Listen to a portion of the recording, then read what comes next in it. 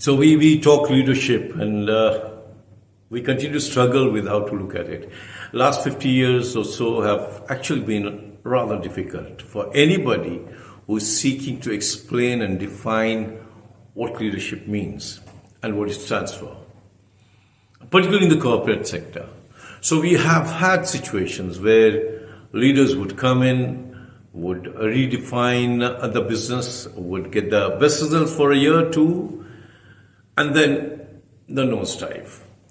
Leaders have engaged in practices which were not very ethical, and I'm being polite, right? And why was this? This was because everybody was focused more on instantaneous results. The stakeholders wanted immediate results. The business leaders needed to deliver immediate results. And therefore, everything was okay as long as they got the results. But the long-term impact is something that most of the leaders have tended to neglect over the last few years. You look at a number of stories, there are too many stories like that.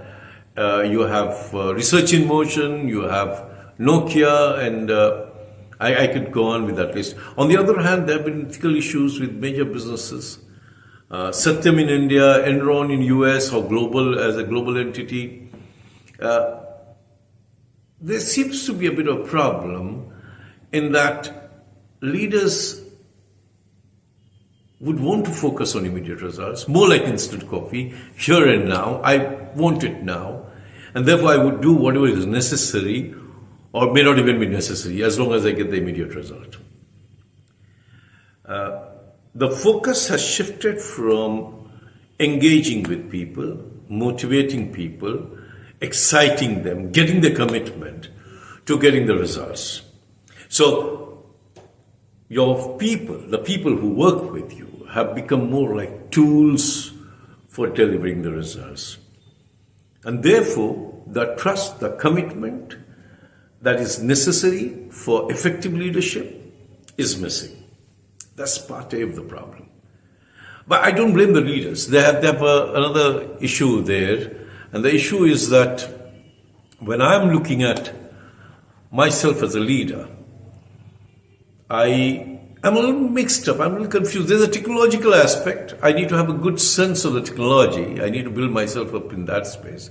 And it's ever changing. Every second day, something new is emerging. Do I focus on that? Or do I just focus on dealing with people? My ability to interact with people, my ability to motivate them, my ability to engage with them, etc. What exactly do I need to do? That's one. And the third element in leadership goes unaddressed most of the time. We don't take enough care of ourselves as leaders. We kind of take ourselves for granted. One needs to strike a balance between the three elements. Right? However, the overarching factor should be, what is the legacy that I'm going to leave behind as a leader? And that's important. So with all due respect to some of the giants in today's business and industry, I'm not too sure how many of them will be remembered in the right manner. They'll be remembered for sure. But for the right reasons, that's a bit of a question mark in my mind. And you have already been witnessing some of those things happening in the marketplace. The Twitter takeover, for example. Which way it's headed, nobody seems to know. Is there enough direction? Has there been enough application of mind, or is it more about ego? What exactly is happening in that space is a bit of a question mark. Then you look at Facebook, for example, huge business, metaverse now, right? And I'm wondering whether Facebook or Mark Zuckerberg and his team have been ethical. There have been enough questions already. There have been enough questions, right? What is the kind of legacy they're going to leave behind is a bit of a question mark. Now, when I bring it down to smaller levels, I wonder whether a manager, and each manager, every single manager, is a leader in his own right. Yeah, has to deal with people, has to deal with issues, has to find solutions. All those elements are true of leaders. So So when you look at a young manager and you put pressure on him and you demand results from him, are you giving him the ability, the skills to deal with issues in a manner which is in alignment with your organizational culture? Are you being able to help your leaders build themselves up for larger roles, bigger roles?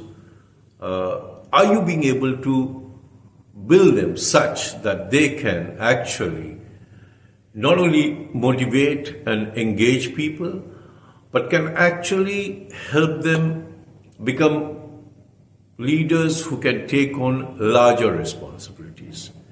These are some of the questions you would want to find answers to. Even as an individual, you would want to look at yourself and ask yourself the same kind of questions. Am I building myself up enough? That's a serious question. Needs a bit of pondering, needs a bit of thinking. I'm sure you would want to reflect. Thank you.